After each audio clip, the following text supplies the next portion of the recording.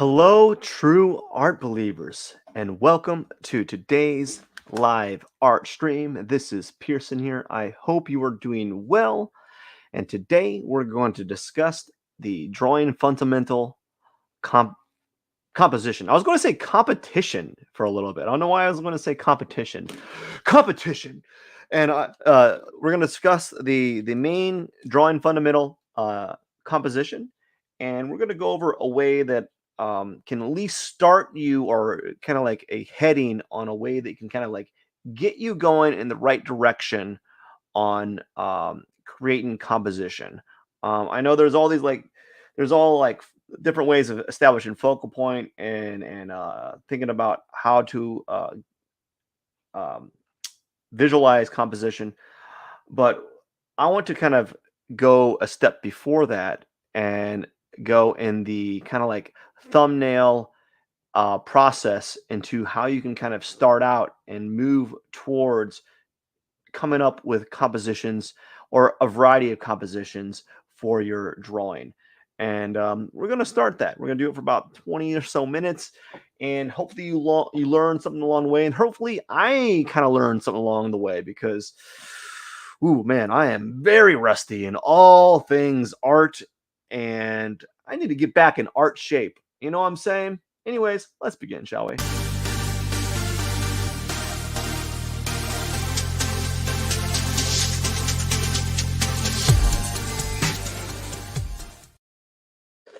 Hello and welcome. I hope you're doing well today. So, today, what we're going to be doing is we're going to be working on, I don't know how would you call it, but I always called it like egg and oval forms. And the reason why I call it egg and oval forms is because it's simply you're basically doing eggs and oval forms. And what this helps you do is it helps you to kind of at least kind of lay out the relative positioning of all your objects. There's other ways of doing this. Some people draw very lightly, you know, very lightly. They draw very lightly with using a very like hard pencil, so you can kind of map out. Some people draw more blocky structures, so they construct their image a little bit more, right? Some people will they'll draw. Some people will draw like lightly, right? They'll get their pencil here and they'll draw really lightly. They'll just they'll just do their image here and they'll draw really. I can't even seem to draw lightly. They'll draw really lightly like this, and I don't know what's happening here, but let's remove this. We got to remove this here. Get that out of the way. Apparently, I have like the what do I have? I have the layers set to kind of click on to what are these guidelines? I don't know what it's called. So some people will draw really lightly, right? They'll draw their image really lightly, and then that's how they do. I don't know if I can go much lighter than this with my pencil, right? They'll draw it really lightly, and then and so forth. And some people will kind of do more blocky structures. They'll start out with kind of like rectangular structures to kind of define their form, and that's a perfectly valid way of doing it, right? They'll do something like that. They'll get their blocky structures in, et cetera, et cetera. And that way they can get defined placement. What else was there? Well, anyways, that is not what I'm talking about or going to address this time. What I'm going to address is I'm going to address you using the oval and circle forms to kind of at least start out getting relative position of your objects in a still life. Now, I don't have a still life set up. I have like just a bunch of junk on my desk. I haven't had time to set up a still life. I've been busy all day. It's never no excuse. Anyways, I just have a bunch of junk on my desk. I have some like staplers and pencils and cups and stuff everywhere. Typical desk, right? Typical junk on your desk thing. And so what we're going to do is we're going to basically do oval and circular forms to kind of start out with relative position of all your objects. So let's say that I'm going to use very simple, just it's almost going to look like I'm drawing a bunch of potatoes, right, onto your onto the surface here. It's pretty much going to look like a drawing potatoes onto my surface, and that's about correct here, right? It's a good analogy. But what I'm doing here is more than drawing little like potatoes. Is I'm drawing like the shapes, the relative placement of the shapes that I'm working with. So now I'm gonna that's just the placement, right? I'm gonna do another one, but what I'm gonna do is I'm gonna dial it back. I'm gonna go even smaller, right? And as you can see, I'm doing the same kind of shapes, right? I'm doing the same kind of shapes that you saw earlier. And again, they're going to express things that are actually forms into the composition or into on the still life here. And we'll get a little bit more elaborate later on.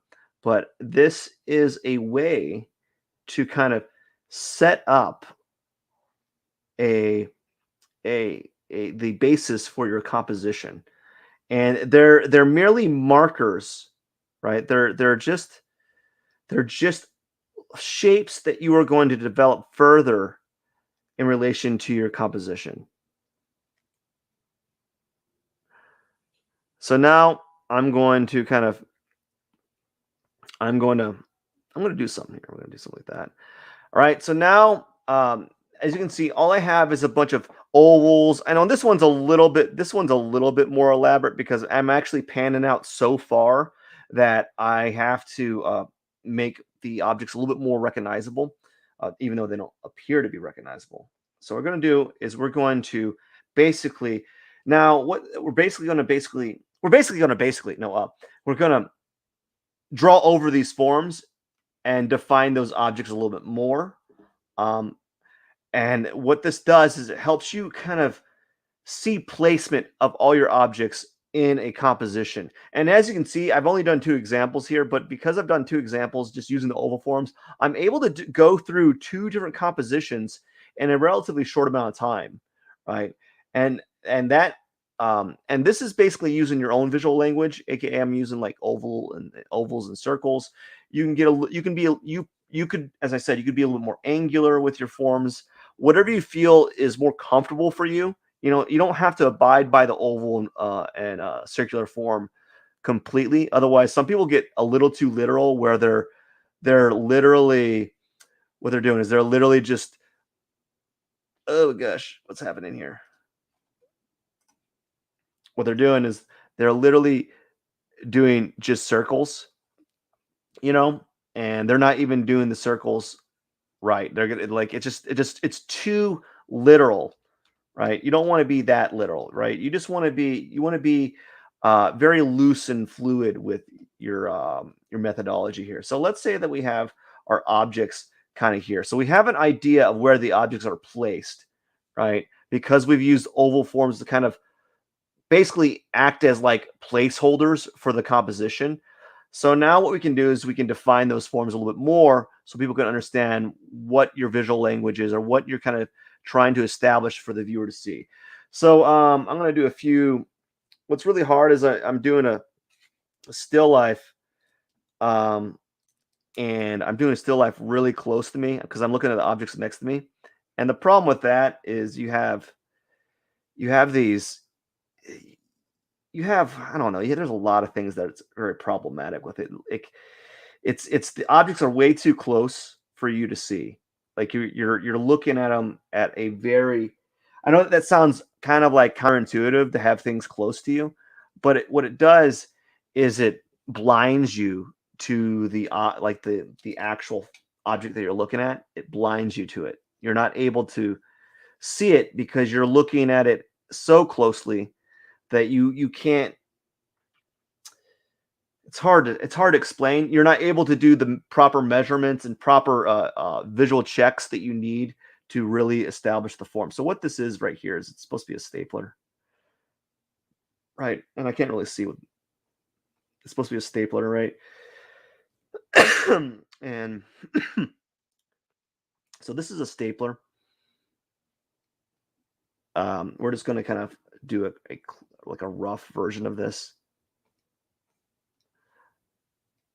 And so we have a stapler here. Don't know, don't ask why, but I actually have two staplers on my desk.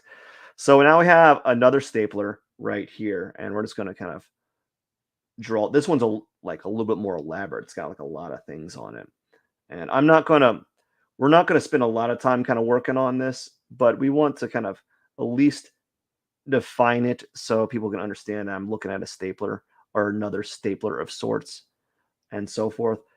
Mechanical things are not my forte. A lot of things in art are not my forte. I'm just making a bunch of excuses for myself. I don't even know. It's like I'm not good at anything. Like, um, no, I'm okay at it. I'm a little bit of okay. I'm a little good at things. I'm not great, but okay. So we got the stapler here. I'm gonna put this. I'm gonna kind of generalize it here. We're gonna make it like an overgeneralization of what the stapler kind of looks like. There's a lot of missing forms here that I'm not really taking into account, and it's going to come off the paper. That's one of the good things about digital art is you can do this type of stuff coming off the paper, and you kind of visualize what it looks like. So this stapler has like these two little. It's like twofold. It's like two tier, something like that. And then you have the bottom of the stapler right here, and the other bottom of the stapler kind of curves around and goes like there. And then you can just erase that, right? Erase that.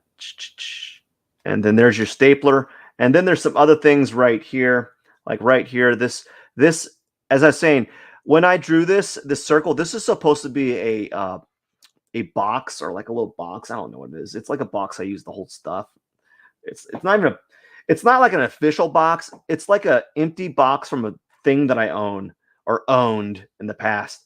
So it actually needs to be moved to the left.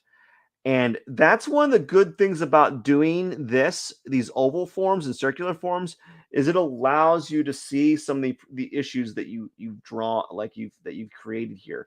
The reason why I know it needs to be moved is because I drew this the edge of the circle and it ends right here.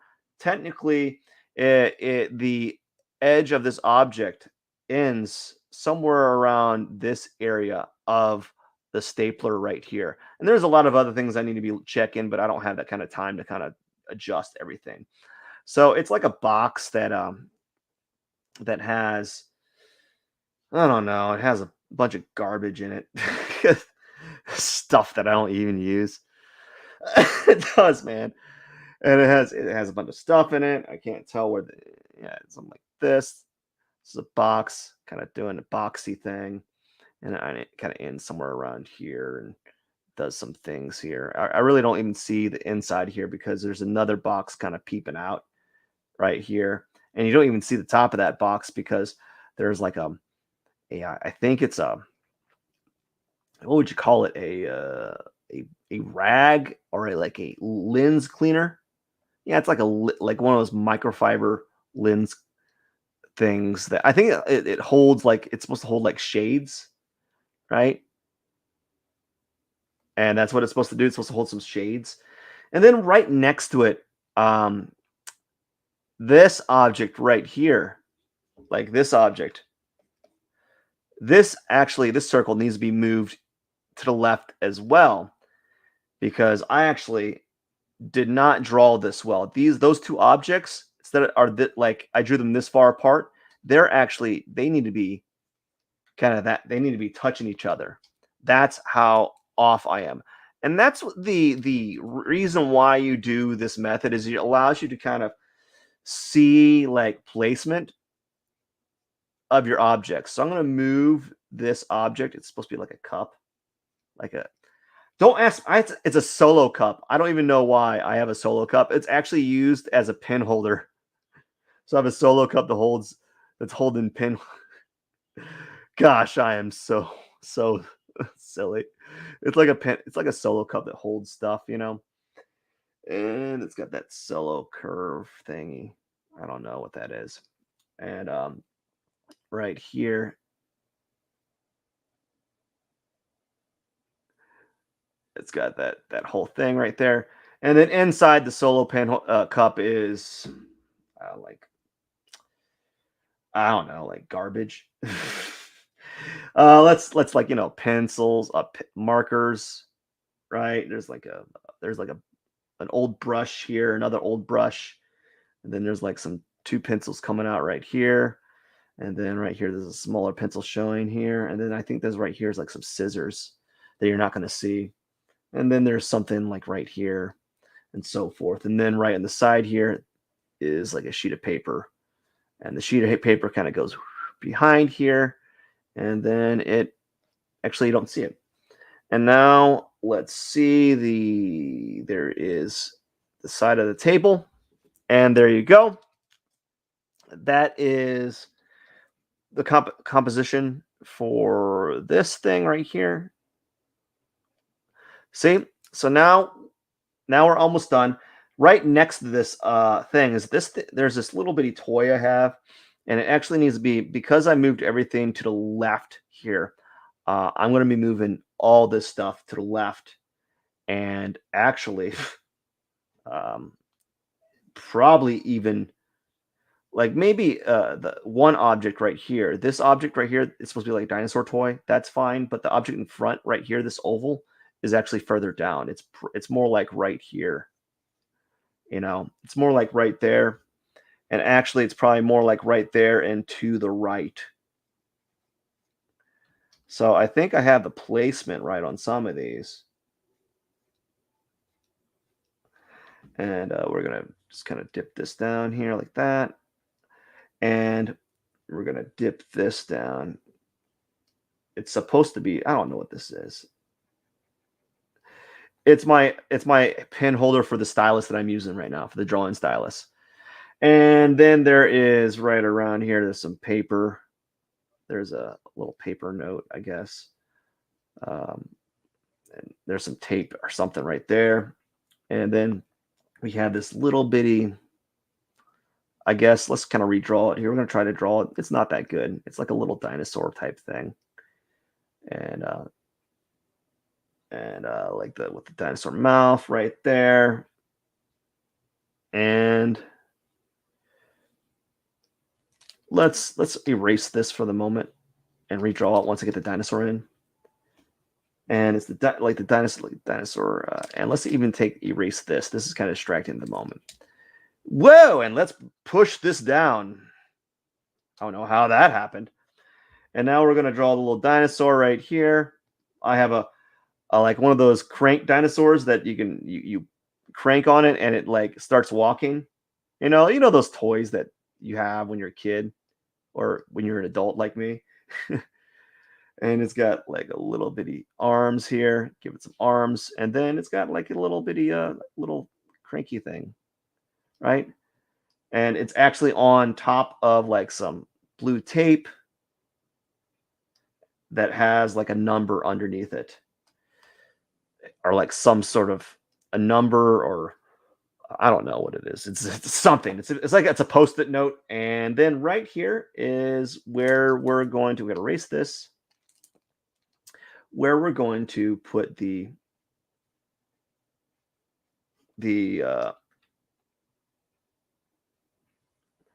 top of that holder. And you're not going to see anything else. It's going to be that. It's going to be like an ambiguous thing.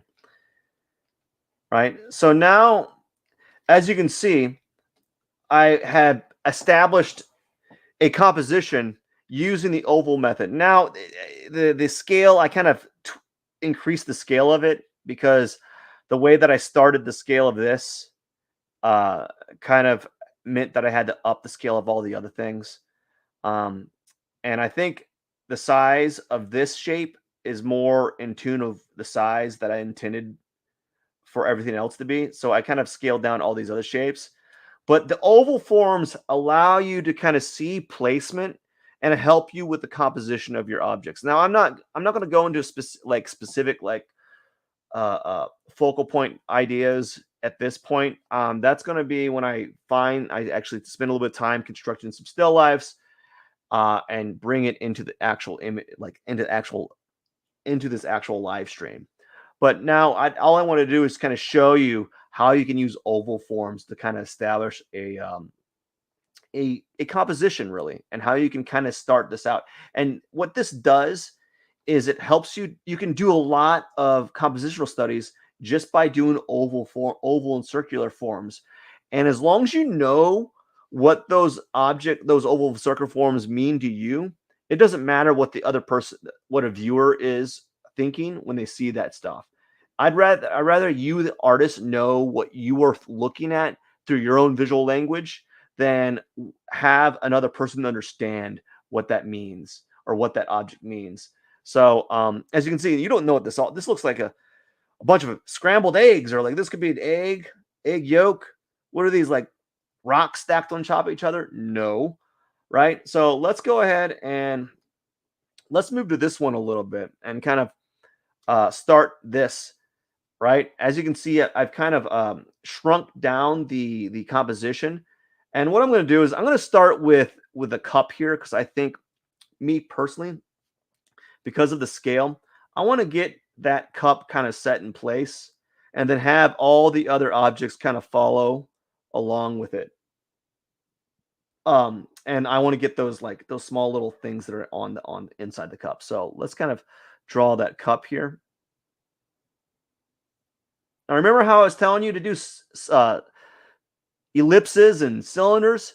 This is what happens, man. This is why you do those things, so that you can at least, at the very least, start at, know how to draw them, have the ability to make a cup, right?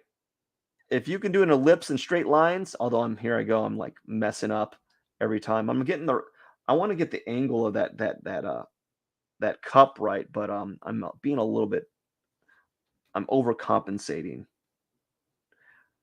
for the angle, but perhaps that doesn't matter. And technically, if I want to get really, really, really, really detailed, that cup is kind of like squared on the bottom, but we're not going to really dive into that, right? It's kind of squared on the bottom. Oh, why are you doing that? Come on, bud. What I want to do is at least get this study done and show you what you can, show you the possibilities, right? Anyways, so now we have to draw. Let's going to draw like the mark. There's a marker right here, and as I said, there's like a little, like a brush or something, like right there, and then right here there's another brush, like a fan brush. I don't remember what it's called. And then there's another pen kind of like hopped up right here. And then there's like another pin right there. And then there's another brush kind of like right here. And it's really small. And then, gosh, I got a lot of brushes in here I got a lot of brushes in this area. And I don't even paint in this area. I don't have a studio. I don't paint here, right? Another brush here. Again, these don't, like, it doesn't have to be a good drawing. It's just got to be, I'm got this brush here. I got another brush kind of popping out right here. Wow, I have a lot of brushes in here. I did not know how many brushes I have up in this office area, in my live streaming studio. Boom, and we got a brush actually coming off, right? It technically comes off the paper, something like that. We can erase that when we're done. And then we got a pencil, and then another pencil right here, another pencil. Wow. And now I got a lot of stuff right here. And we're just going to kind of draw. There's like there's something back there. That's some scissors there. And so now we have that kind of in place. It looks kind of like out of everywhere, right? So now what I want to do is I want to draw the cube, this shape here that you saw earlier, right? This shape. I'm going to bring it down. And this is the thing. We're trying to draw smaller scale, and I'm not trying to zoom in. So there's some difficulty there that I'm having. So I'm going to draw this, and going to draw this shape here. And draw this. And then right here, there's this, as I said, that microfiber cloth right there that I'm looking at. And there's another little box in here. And the microfiber cloth kind of covers everything.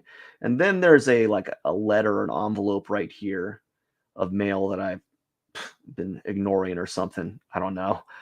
Right. And then there's a piece of paper right here. That's what this line is. Actually, the piece of paper, the letter needs to be right around there. And then the piece of paper kind of comes off like there. So I actually needed to put the piece of paper more to the right there. And that's one of the things of one of the nice things of doing these oval shapes. It allows you to determine relative. It allows you to determine relative position of your objects really quickly. You know, this is just a way that I found helped my students visualize where they put their objects. And it's not a great way. It's not the best way, or it's not perfect, right? It has its flaws, but I think it helps for beginners, especially if you're struggling with placement and struggling to know where to put your objects. So I'm just going to kind of like we're going to kind of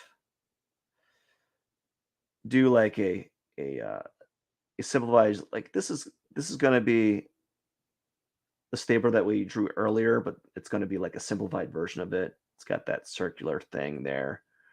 And we're not even going to render it really. We're just going to kind of put some objects here to hope that looks kind of like the thing that I'm drawing.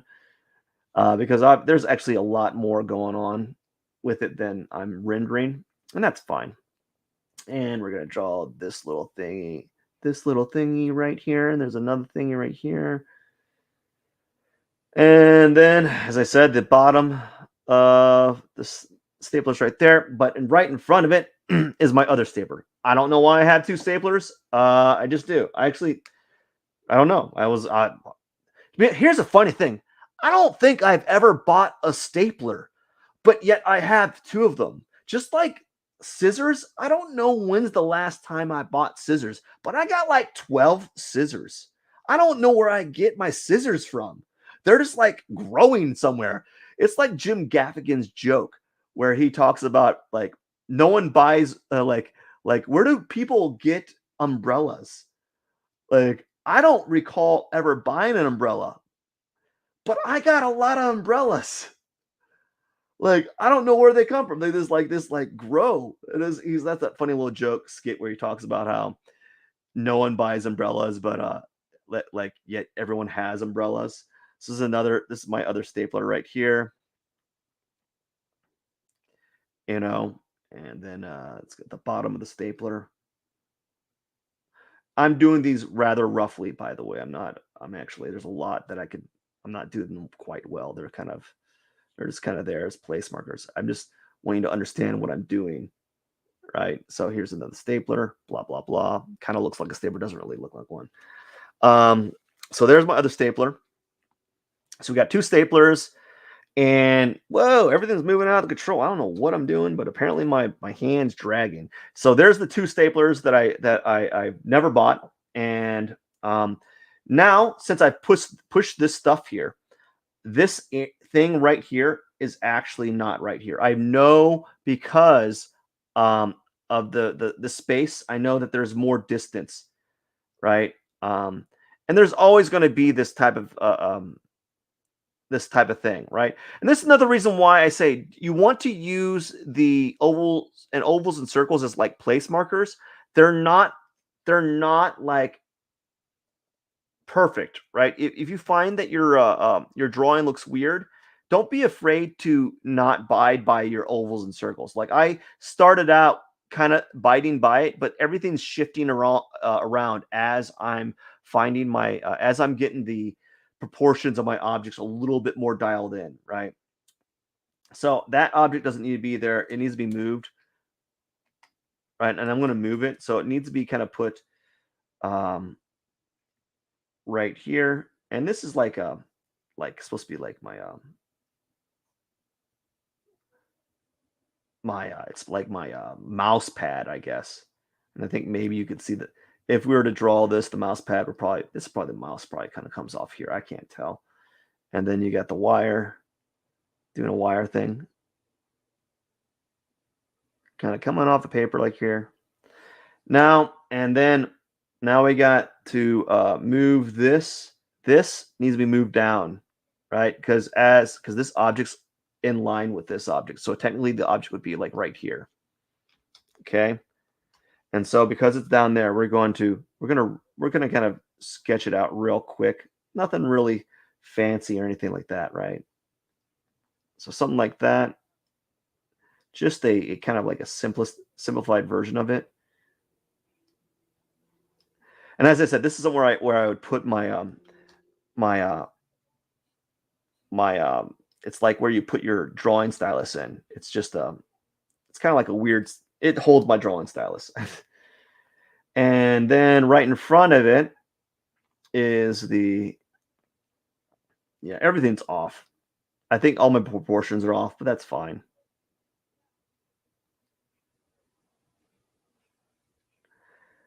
Right in front of it is the dinosaur right here.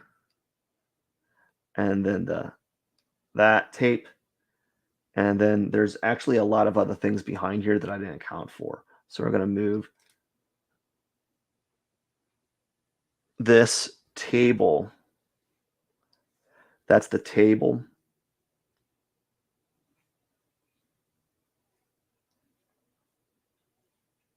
I'm trying to get it right, but obviously I'm not right. I'm off. That's fine.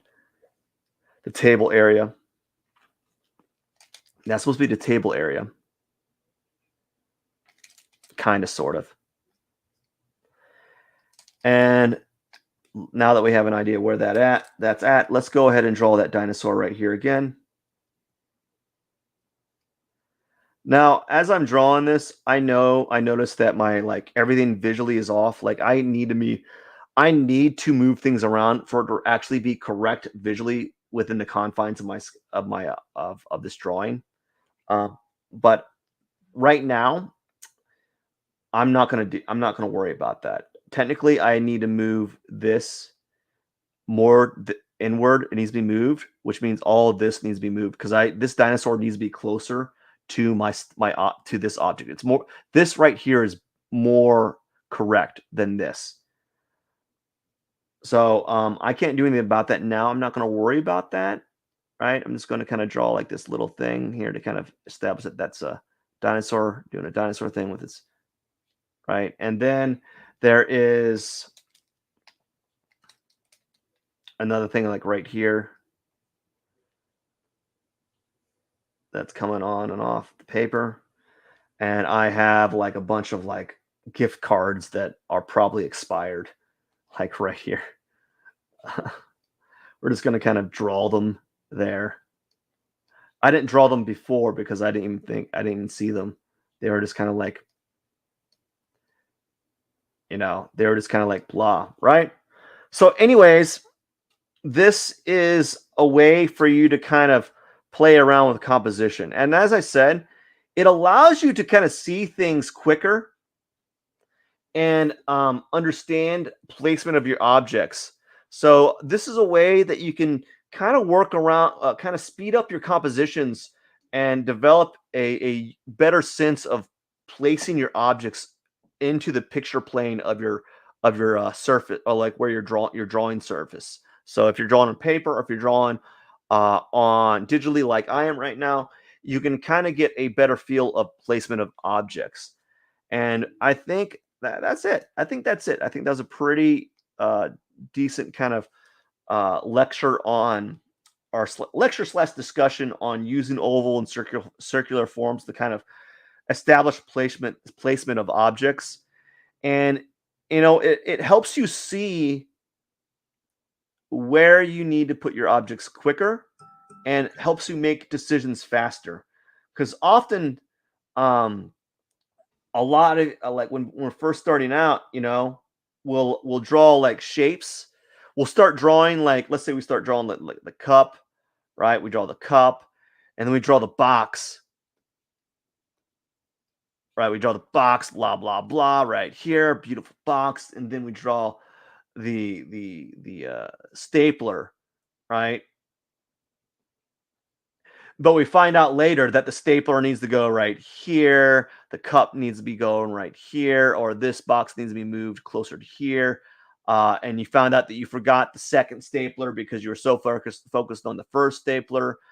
That's where the whole idea of drawing your shapes or drawing the objects simply as circular forms comes in play. That's where it's always a good little habit or a good little thing that some of you might want to consider doing when you're drawing, right? It allows you to kind of like at least um, get relative placement of these objects, you know, and it's not a perfect solution, or it's not without its flaws, as I kind of showed you earlier, but it helps you if, especially if you're beginning and you're feeling a little like overwhelmed with the amount of objects that are in a still life, because some of you might start out with a still life that has 5 to 10 objects and there's so many things to work with, and you're like, oh, because there's so many things to work with, I'm only going to work on the stapler, right? I'm only going to draw the stapler.